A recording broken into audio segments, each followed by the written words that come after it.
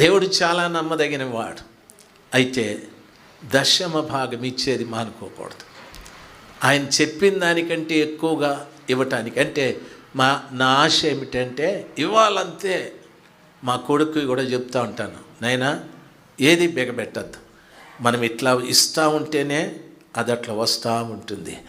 మనం ఇట్లా పంపించాలి. పేదోళ్ళకు అన్నం పెట్టు, బట్టలు లేని వాళ్ళకి బట్టలు ఇస్తూ ఉండు. సేవలో కూడా ధారాళంగా పెట్టు, ఖర్చు పెడతా ఉండు. మనం ఏమీ తేలా. ఈ సేవలోకి వచ్చేటప్పుడు మాది నిల్ బ్యాలెన్స్, ఏమీ లేదు మా దగ్గర. ఏమీ లేని వారికి దేవుడు ఇచ్చినాడు. ఆయన ఇచ్చింది మళ్ళా ఆయనకే ఇవ్వడం ప్రారంభిస్తే హీ ఫీల్స్ వెరీ హ్యాపీ. చాలా సంతోషిస్తాడు ఆయన, నా బిడ్డ మళ్ళీ నాకు ఇచ్చినాడని. ఎన్నోసార్లు మీకు చెప్పింటాను, ఓ తల్లికి 2 కొడుకులు ఉన్నారు. ఓ నాయనకి 2 లడ్డులు తెచ్చి 4 లడ్డులు తెచ్చినాడు. పెళ్ళానికి ఒకటి, మొడుకుకి ఒకటి, పిల్లలకి 2 ఒకటి. వాళ్ళమ్మ పట్ల విప్పి 2 పిల్లలకి 2 లడ్లు ఇస్తుంది. ఇది ఏది మా నాయన తెచ్చినాడు నాయన అంటే ఇవి పెద్దోడు లబుకు తినేసినాడు. పిల్లోడు ఎత్తపోయి వాళ్ళ నాయనకి, డాడీ తిను అని, వద్దు నాయన నువ్వు తిను, నాకుంది, తిన్ డాడీ అని వాళ్ళ నాయన కొంచెం కొరుక్కుంటే వాడి ఇంక సంతోషం. వాళ్ళ నాయనకి ఏడుపు వచ్చేస్తుంది. వాడు చూడు పంది తిండి తింటా ఉన్నాడు అని అంటాడు. వెంటనే ఈ చిన్నవానికి అంతా నా బుద్ధిలే, నా బిడ్డ అంటాడు. పెద్దోని అక్కడ అంతా దాని బుద్ధిలే అంటాడు. అనలే మనం ఎప్పుడు మస్తుగానే ఉంటాం, అంతా దాని బుద్ధిలే దానికేనే. మరుసటి రోజు జిలేబీ తెస్తాడు వాళ్ళ నాయన, ఒకటి ఎక్స్ట్రాగా తెస్తాడు. ఎందుకు? 4కి 4 మోసే, ఇంకొకరికి ఎక్స్ట్రాగా. వాడు చిన్న ఎప్పుడన్నా తెస్తాడా? తెచ్చినా ఇటు తినేస్తాడు. ఒకే కొడుకు, ఒంటి కొడుకు ఏనండి. తెచ్చి ఒక జిలేబీ దాచిపెట్టుకొని, రే చిన్నోడా ఇట్లరా, ఏంటి డాడీ ఇందా బయట పోయి తినేసి రాబా. అన్నకి అన్న సంగతి నేను చూస్తున్నావు, పోరా బయట పోయి తిని రాబో అంటే. ఎందుకు తెలిసిన? వాళ్ళ నాయన తెచ్చింది వానికి ఇచ్చినాడు కాబట్టి. దేవుడు ఇచ్చింది దేవునికి ఇస్తే ఎక్స్ట్రాగా ప్రభు ఇస్తూ వస్తాడు. దేవుడికి ఇచ్చింది దేవుడికి ఇస్తే ఎక్స్ట్రాగా ప్రభు ఇస్తాడండి. దేవుడు ఎప్పుడు ఆయన దాచుకోడు. ఆయన చెప్పిన మాట ఏమిటి? నాకు ఇచ్చి మళ్ళీ నన్ను పరిశోధించండి, నేను ఆకాశపు వాకిన్లు తెరుస్తానని. 5-10కి దేవుడు ఆశీర్వాదాలు ఉండవంటి. నీకేమొస్తుందో దాంట్లో రెడీ. ధాన్యంలో కూడా 10వ భాగం ఇవ్వాలి. స్టోర్ బియ్యంలో కూడా 10వ భాగాలు ఇవ్వాలి. ఇంటికి తెచ్చుకునే కిరాణాలో తెల్లగడ్డ, ఎర్రగడ్డ, పసుపు, మిరియాలు, ఉప్పు, పప్పు, బేబే, నూనె అన్నింట్లో 10వ భాగం తీసి దేవుని మందిరంలో పెట్టి, తండ్రి నాకు ఇచ్చిన దానిలో మీకు ఇచ్చినాను, నాకు ఆకాశపు వాకిన్లు తెరవండి అని అడగండి. దేవుడు ఖచ్చితంగా ఇచ్చునుగాక. గట్టిగా చెప్దాం, ఇచ్చునుగాక. దేవునికి 10వ భాగం ఇవ్వడం అనేది ఎట్లాంటిదంటే, పొలాన్ని బాగా దున్ని పొలంలో విత్తనాలు విత్తిన దానితో సమానం. ఒక గింజ భూమిలో పెడితే ఆ చెట్టు పెరిగి పెద్దదై ఇన్ని గింజలు ఇస్తుంది. ఒక ఒడ్ల గింజకి ఎన్ని ఒడ్ల గింజలు వస్తాయి లెక్క పెట్టినారా? కనీసం 100కి పైన ఉంటాయి గొలకలో. ఒక రాగి గింజకి ఆ రాగి వెన్నులో ఎన్ని గింజలు ఉంటాయక్క అన్న? ఎన్ని గింజలు ఉంటాయి? రాగులు చల్లినారా ఎప్పుడన్నా? ఎన్ని గింజలు ఉంటాయన్నా?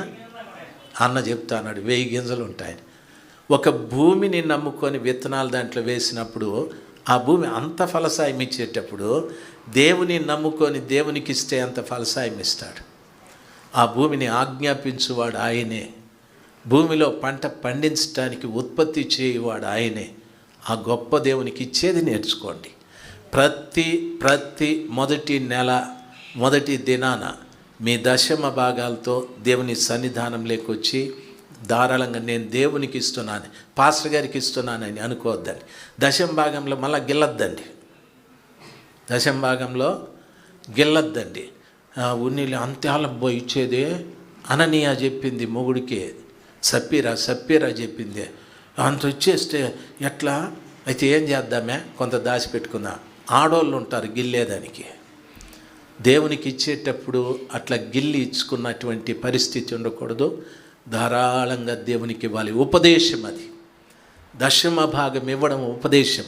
నీ పంటలో ఇవ్వాలి, నీ పాడిలో, నీ ఇంట్లో పండే పుట్టేటటువంటి గొర్రె పిల్ల కానీ, గొడ్డు పిల్ల కానీ, గేదె పిల్ల కానీ దేవునికి దశం భాగం ఇవ్వాలి. వచ్చే వంకాయ, బెంకాయ, బీన్స్కాయ, డాన్స్కాయ, ఏ కాయ అయినా దశం భాగం ఇవ్వాలి. దేవుంది అది. ఇవ్వకపోతే నిజంగా బైబిల్ చెప్తారు, మీ ఇంటికి వెళ్ళి నెమ్మదిగా మలాకి 3, 8, 9, 10 సార్లు చదవండి, లేకపోతే మీకు శాపం అంటాడు. ఆకాశపు వాకిళ్ళు తెరవాలన్నా, శాపాన్ని ఇంట్లోకి తెచ్చుకోవాలన్నా.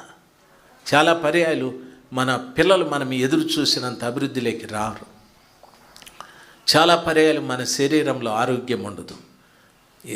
ఆరోగ్యం బాగలేకపోతే ఎంతైనా ఖర్చు పెడతాం. దేవునికంటే చేతులే రావు.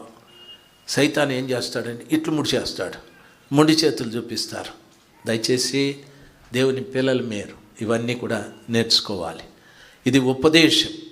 ఉపదేశాన్ని నీ కంఠమునకు హారంగా వేసుకో అంటాడు. కంఠానికి హారంగా వేసుకుంటే కనిపించదా? కంఠహారం కనిపించదా? అందరికీ కనిపిస్తుంది. దశం భాగం గురించి కూడా మీకు తెలియదు. తెలిస్తే జీవితంలో వదలరు. దేవునికి భిక్షగానికి ఇచ్చినట్టే వద్దండి దయచేసి. ₹1, రూపాయి, ₹10, వారానికి ఒక ₹15. దానివల్ల నీకు ఆశీర్వాదం రాదు. నీకు కష్టం మిగులుతుంది కానీ ఆశీర్వాదం రాదు. ఎగ్జాంపుల్ ఎవరంటే పెద్ద పెద్ద భక్తులు. యేసన్న గారు ఎంగిలాకులు తింటా ఉన్నానని చెప్పినాడు, పడుకునేకి నాకు చోటు లేదన్నాడు. ఆయన్న ప్రతి క్రిస్మస్కి ఒక తల్లింటికి పోతాడు. క్రిస్మస్ రోజున ఆయమ్మ అన్నం పెట్టిందంట. బతికున్న దినాల్లో క్రిస్మస్ వచ్చిందంటే అమ్మ ఇంటికి వెళ్ళి బట్టలు తీసుకుపోయి ఆయమ్మకి కావలసిన సామాగ్రి తీసుకెళ్ళి ఆయమ్మకి ఇచ్చేసి ఆయన వచ్చేవాడు. అంత కృతజ్ఞత కలిగినాడు ఆ మహానుభావుడు. అంత గొప్ప సేవకుడు. ఎంత గొప్ప సేవకుడు అంటే ప్రపంచానికి యేసన్న ఎవరో తెలుసు. దయచేసి ఆయనకు తెలియదు ఎవరేమి అని. అంత గొప్పగా దేవుడు హెచ్చించాడు. ఆ ట్రస్టు కొన్ని కోట్ల రూపాయల బిల్డింగులు ఉన్నాయి. ఏది మనిషి పేరు లేదు. అంత ట్రస్ట్ పేరు మీద ఉంది. అంత దేవునికి అని రాసేశాడు. దయచేసి వినాలి. ఎంత గొప్ప పరిచర్య అది. దైవ సేవకులు భక్త్ సింగ్ గారు గొప్ప దైవ సేవకుడు. ప్రపంచంలో ఆ గొప్ప దైవ సేవకుడు తెలియనిది ఎవరూ లేరు. ఆయన పాదాలకు దండం పెట్టాల. దేవుడికి సమస్తము తెలుసు. ఇవ్వండి మీకు ఇస్తానన్నాడు. ఇవ్వక మనం చాలామంది దరిద్రులైతాం. అది ఉపదేశం. అది నీ కంఠహారంగా ఉండాలి.